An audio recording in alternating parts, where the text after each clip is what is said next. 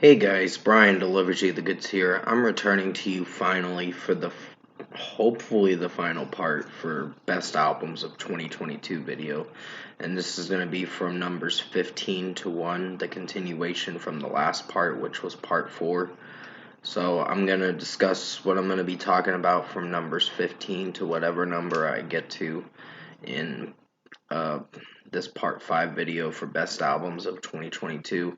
And I'll let you know what I thought of each album that's on the top 15, of course, of my top 15 of 2022. So let's dive right into this. Sorry, I'm just burping a bit. I was finishing up eating a Publix sandwich. So yeah, let's dive right into this Best Albums of 2022 Part 5 video. Now, number 15 is Monuments with In Stasis. Now, this was a really good album for sure. I was really amazed with how well Andy Shizek was screaming in this album. It sounded really well done, in my honest opinion, throughout each song. I think there was like 10 songs on this album, and I know he's with a band called Termina and another band as well, but I can't remember, to be honest. But he is a great singer and screamer for sure. But at number 15 is Monuments Within Stasis. I really like this album. I'm kind of disappointed I haven't returned to it since April 15th, but I do want to return to it in due time. So, yeah. Number 14 is Motionless in White with Scoring the End of the World. Now, I really enjoyed Burned at Both Ends too. That is one of my favorite songs from this album, along with Broadcasting from Beyond the Grave, Corpse Nation. Um, that was a really good song for sure. Um, Death Incorporated from the Disguise album, it was. At the time, I thought I really liked it, but it's gotten a little weird too, and kind of cringy. I think this one's the better version to the Broadcasting from Beyond the Grave. Slaughterhouse's amazing track featuring Brian Garris of Knocked Loose, the band Knocked Loose, and it's a really good track. So, yeah, basically, the whole album is great. Werewolf was great. Sign of Life had some feels for like Benjamin Burnley from Breaking Benjamin. How Chris Motionless was singing the song was really well done. Meltdown is a great song to open up this album. And the final track closes this album out very epically. Like what's going to happen next with their next album, of course. But that ain't going to be till another 3 years from now, unfortunately. Because it seems like they're doing it in a 3-year cycle now, making new albums like this. So it's fine. It's just at least we got a new album in 2022. So they really dominated the 2020s so far.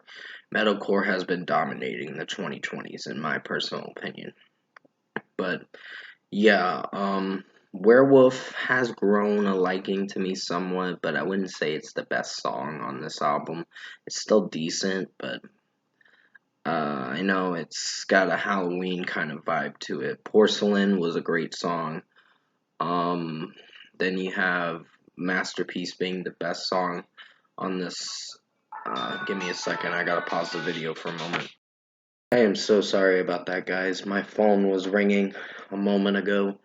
My mom's physical therapist or whatever with her spinal problem. So, yeah, hopefully you can understand. I do want to apologize for the ringing for my cell phone and all that. It does that sometimes when someone's calling me. But basically, yeah, Motionless in White Scoring the End of the World was a really good album. And I really enjoyed Red, White, Boom. Cyberhex is my favorite. We Become the Night is really good. Cause of Death is a great song. There's a lot of songs on this album that they offer for almost a 50-minute runtime. So at number 14 is Motionless in White with Scoring the End of the World. Number 13 is Memphis Mayfire with Remade in Misery. Now, I did not think this was going to be in my top 20, but it proved to be really good. It took a lot of time to grow on me. I think the only songs I have issues with is Death Inside, and I think it's mostly Death Inside.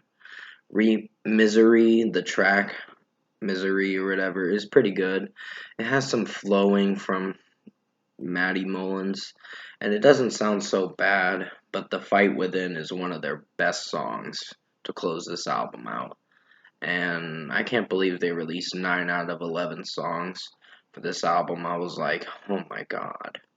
Like, they're really spoiling the album so much. And releasing too many singles. So, that's a problem with some bands, but I still enjoyed Memphis Mayfire Remade in Misery for the whole album as a whole experience.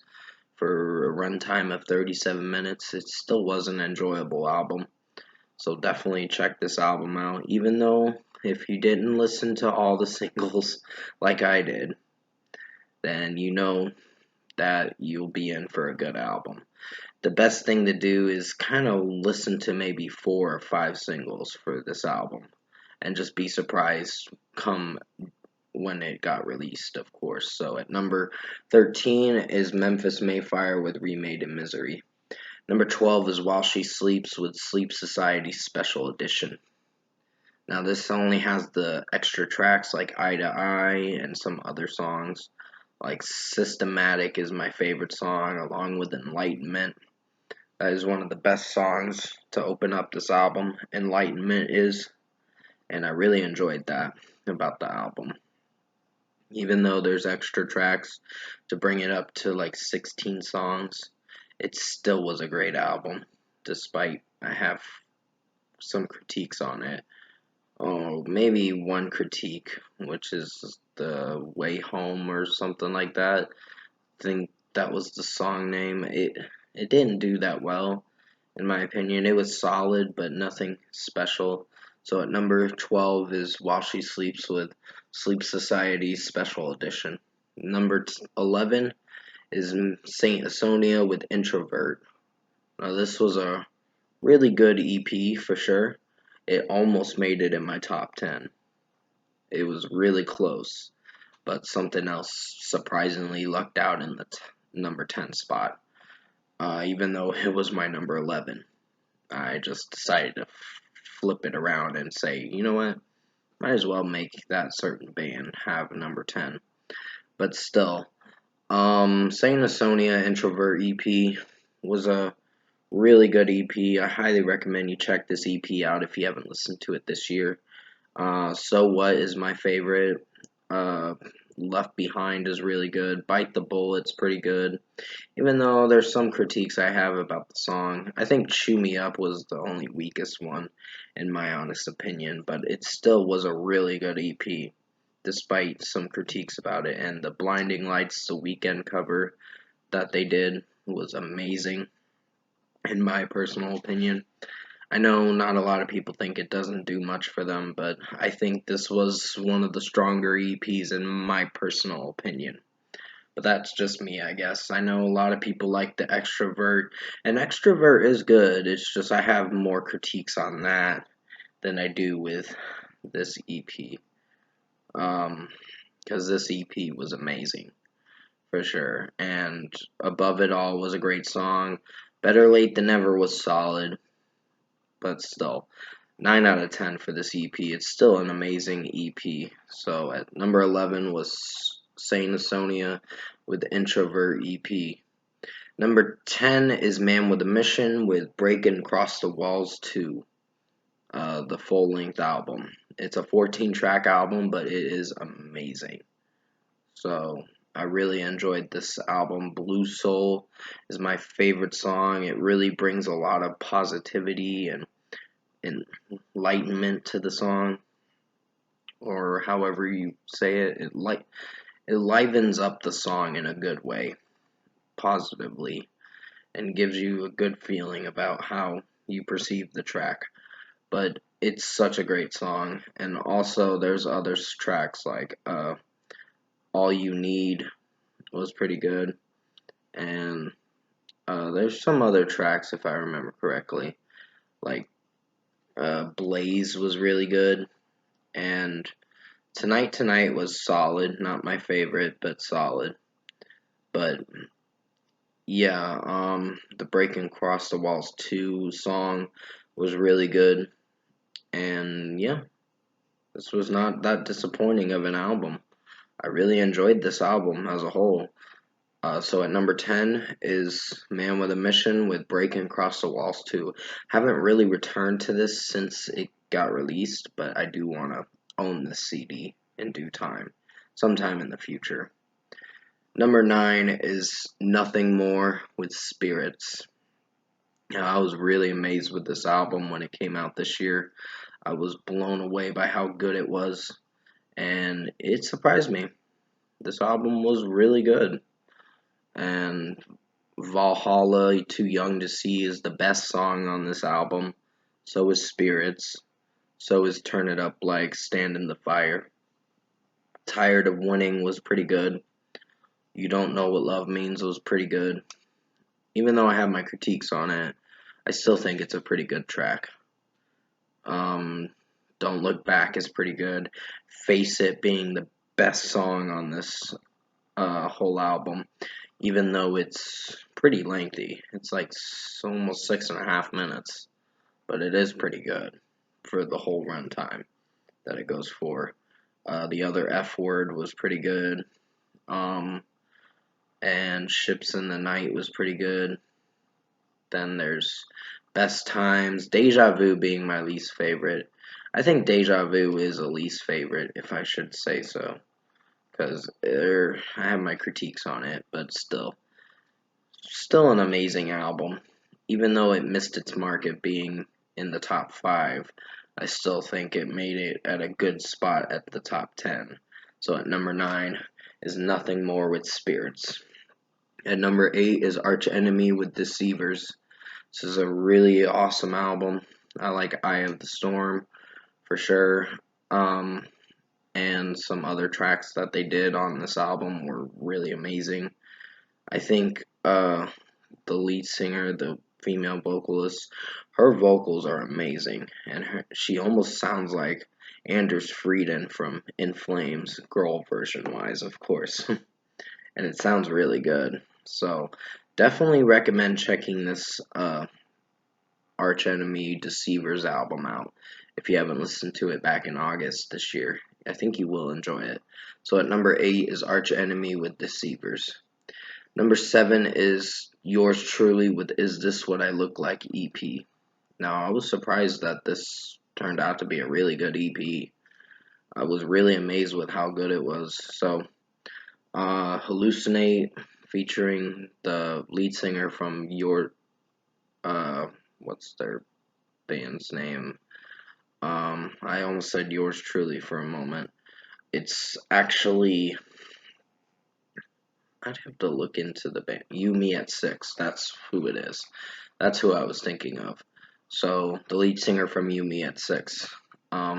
It came across to me, and I was like, "Is it Yours Truly or You Me at Six?" But still, Michaela's vocals throughout this whole EP did phenomenal, and "Walk Over My Grave" is a great song too, and some other songs like Lights On was solid, but nothing special. And there were some other tracks that did pretty well. So this is a punk rock album, but they do pretty well for what they went for. So at number 7 is Yours Truly with Is This What I Look Like EP. Number 6 is Underoath with Voyeurist. This was a really good album. I like the song I'm Out of I think it's called something I'm Out of Luck and Have No Friends. But I'd have to go look at the track name again to see what I think of it. But yeah, it's a really good song. Um, so definitely, it's still bothering me that I can't remember the song name. But there are other tracks like Hallelujah that's really good. Um, and I think the ninth song, Numb, was amazing.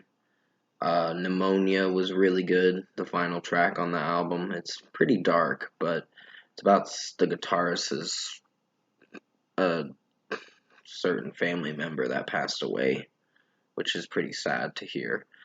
But other than that, We're All Gonna Die is another song that's kind of in your face, but really good.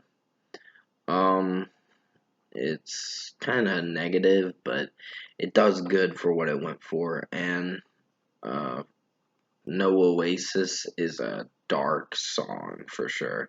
This is one of Underoath's darkest records I've listened to in their discography. Um, this is probably their darkest to date. And he said in an interview, they're like, we do not want to make another Underoath record until 4 years later. So they're saying they worked really hard on it, and it's pretty sure I'm all out of luck and have no friends. That's what the song name is. Or I'm pretty sure I'm all out of luck and have no friends, or something like that. Um, basically, yeah, this was a really good album, and I highly recommend you check this album out if you haven't listened to it back in January this year. So at number 6 is Underoath with Voyeurist, and I'll mention one more, and then I'll get to the last four, or better yet, I'll just savor it and do a part 6. So I hope you enjoyed this part 5 video for uh the best albums of 2022. I'm gonna be talking about the top 5 albums in the next video, so hopefully you will enjoy it. I'm sorry that I got so sidetracked with the phone ringing at the 4-minute mark of the video, and I apologize for that. It's just someone was calling me about my mom's physical therapist or whatever, so it's a random physical therapist, but basically, yeah, she's doing okay. It's just taking time for sure. She's doing a lot better now, but it's a work in progress for sure. One day at a time kind of thing. But basically, I will be returning to you for the final part for best albums of 2022 pretty soon. I gotta upload this video for you guys, so I hope you enjoyed this best albums of 2022 part 5 video. Did the best I could to make it as good as possible. Stay safe, take care, and I'll see you soon in part 6 for my top 5 best albums of 2022 for the best albums of 2022 video.